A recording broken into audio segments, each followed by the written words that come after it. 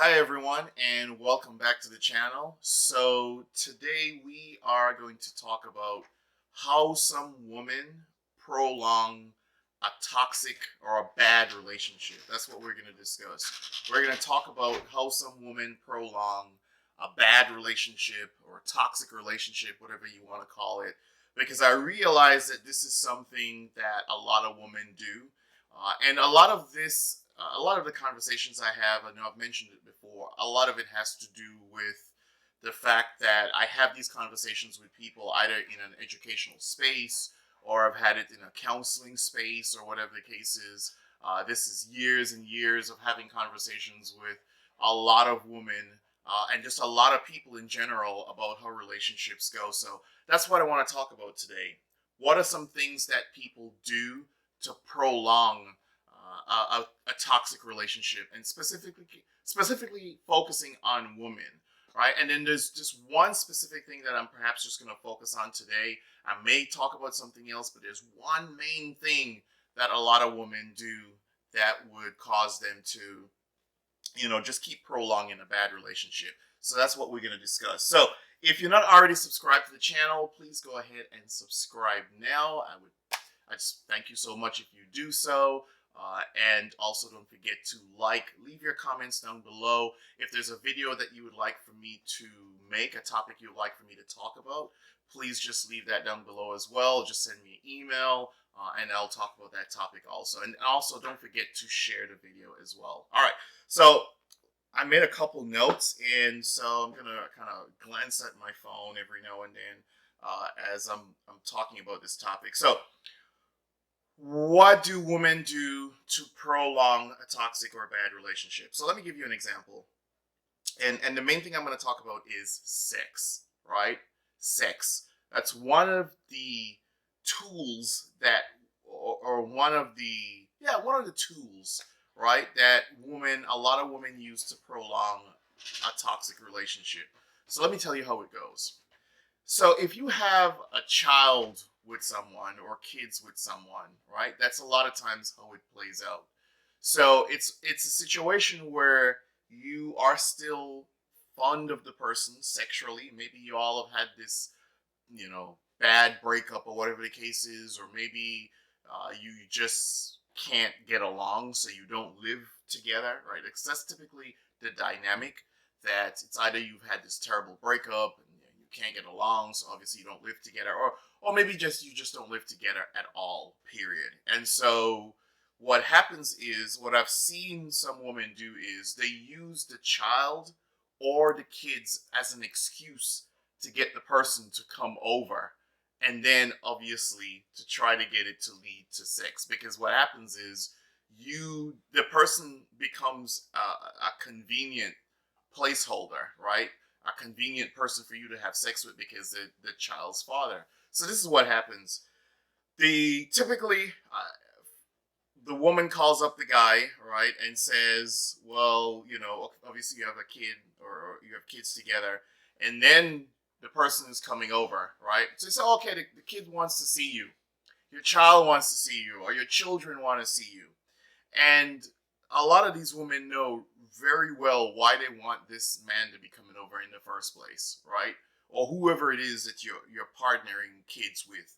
You know very well why is it that you want this person to come over, and you're using the child as an excuse to get the other person, in your space, so to speak, to get the other person in your house or your apartment or whatever the case is, so you could hopefully take advantage of that opportunity.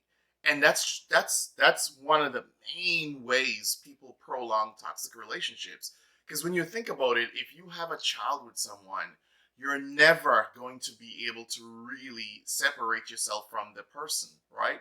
Simply because you have to co-parent, right? Whether you're trying to do it under the same roof, or you're trying to do it from down the street, or you're in another state, or whatever the case is, you're always going to still have to have that kind of interaction with the person. And so just because you share a child and you're going to be coming into contact with that person, that connection is an everlasting one, especially until your child or kids are old enough to where they can fend for themselves, and so there's no need for you to get on the phone and say, oh, well, you need to come and see your kids. They're not 4 years old or 5 years old. But when they're at that point, that's what a lot of women do. So they call up this guy to say, hey, your kids need to see you. So, and so. And it's good that any man should want to be in his child's life. But a lot of times women are doing that because they want him to come over. And so he's coming over and he's interacting with his kids or whatever the case is. And that gives them the opportunity now to have sex with this guy, to kind of keep him in, in the loop, so to speak, to keep on having that sexual dynamic with that person. Another reason why some women do that, and I'm telling you from just straightforward conversations that I've had with so many people over the course of years of talking to people about relationships and stuff like that. Some women do it too because they're trying to spite the person that this guy, right, might be talking to now. So your child's father is probably dealing with some other person. He's dating someone else, seeing someone else, whatever the case is. And you obviously are feeling a certain type of way about that. And then what some women do is they feel like, okay, well, I can get him to come over and I'm gonna sleep with him, not just also because you want to sleep with him, but also because you feel like you're doing something to the person that he's currently dating, right? You feel like you're getting back to her, getting back at her, especially if she was responsible for breaking you all up, or partially responsible, I should say, because it always takes more than one to tango, right? So if she was partially responsible, had something to do with breaking you all up, you feel like, okay, well, if I'm sleeping with him, then, and she knows that he is at my house, then she's gonna feel a certain way, and that's like a petty game that you're playing. And let me tell you who wins in that situation. It's the man that's winning, because especially if he is especially if he's a real dog, and he's just trying to just have both sides of it, then you're not winning because you're sleeping with him and he's over at your house because you're trying to guilt him into coming over because he has to come see the kids. uh, if he's the type of person that wants to take advantage of that, you nor her are winning. You're both, and perhaps you're okay with that. Perhaps you're okay knowing that you're prolonging something that is unhappy, something that is toxic, something that is never going to perhaps mend in such a way or become something that you're ever going to truly find happiness with. Maybe you're okay with that because you, quote unquote, see it as an opportunity to hurt someone else. And in the middle of that, also, what's happening a lot of times is the child is getting hurt. And the child is gonna, as a kid gets older and older and older, they're gonna start to realize what's going on, right? They're gonna see what's going on, right? But you're playing yourself, and that's what some women do. They play themselves, and you're playing into what a man wants a lot of times when you do something like that. So when you think you're sleeping with him still because you're hurting the person that he's with, if he's a real dog, then you just serving him up what he exactly wants on his plate. Because honestly, for men, a lot of times sex is just sex, and a lot of men can just kind of have sex and move on.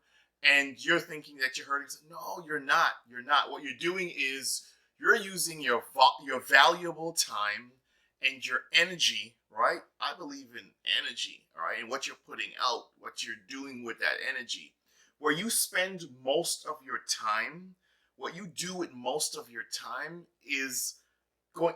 What will result from that is a manifestation of the things that you want in your life, and the manifestation could be unhappiness and prolonged unhappiness, and just being in a toxic situation where you're angry and you're bitter and you're don't sleep with somebody to get back at somebody else, because all you're doing is creating a person inside that could become really bitter, and someone who might then struggle when they move on to another relationship. So don't put yourself in that type of situation, because it is not healthy at all. It's not something that you should want to do. So a lot of women do it, right? That's how a lot of women prolong toxic relationships, right? Is using the child as a tool, as a mechanism to keep that person not just in the life of the child, but you could be there as well. And then sometimes to try to make the person that he's now with or married to, whatever the case is, unhappy. And as I said, if he's a real dog and just don't care about anything, then all you are doing is just helping him do what he wants to do, which is basically have his cake and eat it too. And then you're just playing into all of that. And you're using your energy for something negative when you could be using your time and your energy for something positive. You're not going to win in the long run. You're just going to be used, and he is just using you because you're just available.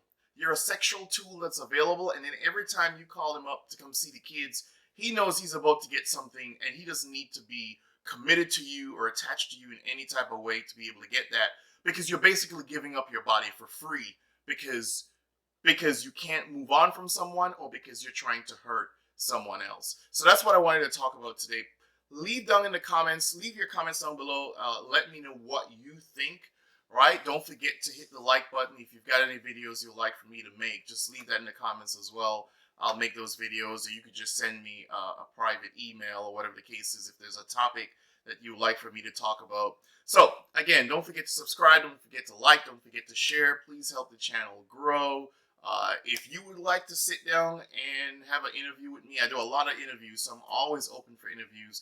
Please feel free to contact me and we could talk about whatever. It's all about growing. It's all about educating each other. It's all about empowerment. So until next time, be good. Peace.